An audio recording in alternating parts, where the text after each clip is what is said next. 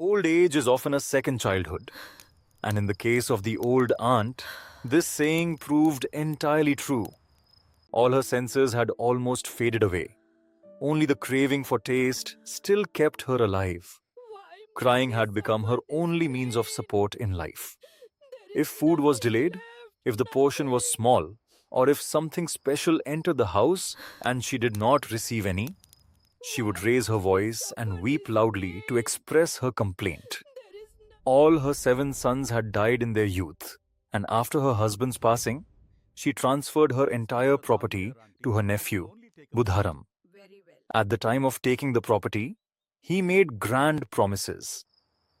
But later those promises turned out to be hollow. Now the old aunt could hardly get even a full meal of dry bread. Budharam was considered a decent man, but only as long as his pocket was not burdened.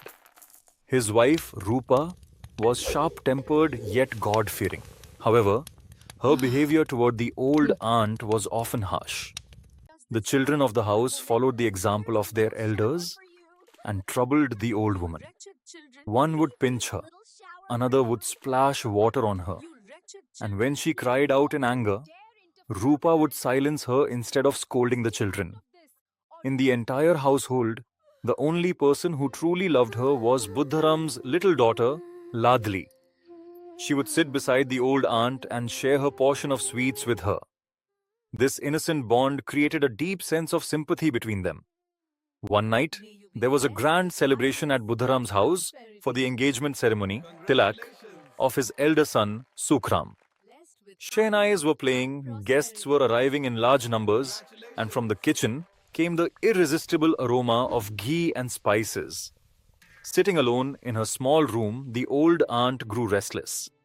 She wondered whether she too would receive hot, fresh puris, or whether everyone would eat and forget about her.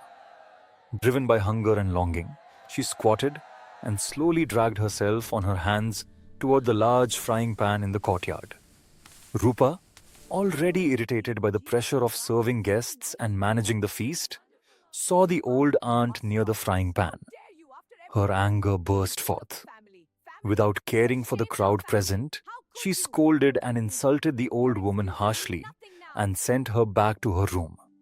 Swallowing the bitter humiliation, the old aunt returned quietly.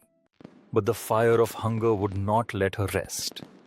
After some time, she thought perhaps the guests had finished eating, so she stepped out again. This time Budharam saw her and, in anger, dragged her back and threw her into the room. Midnight passed. The guests and family members had eaten well and gone to sleep, but no one remembered the old aunt. Ladli, whose heart ached for her, secretly brought puris that she had hidden in her doll's box and offered them to the old aunt. The aunt ate them, but her hunger only grew stronger. She then asked Ladli to take her to the place where the guests had eaten. There, the blind and helpless old woman began picking up bits of puris from the discarded leaf plates and eating them.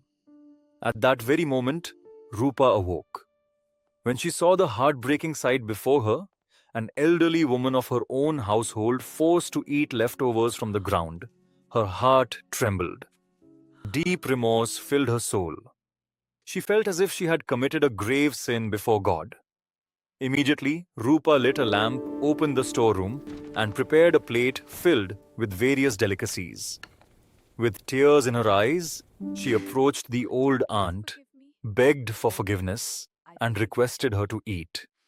The old aunt, who moments ago had been humiliated and forced to eat scraps, now forgot all her suffering like a small child and began eating with great delight. As she blessed Rupa wholeheartedly, those blessings brought peace and fulfillment to Rupa's conscience.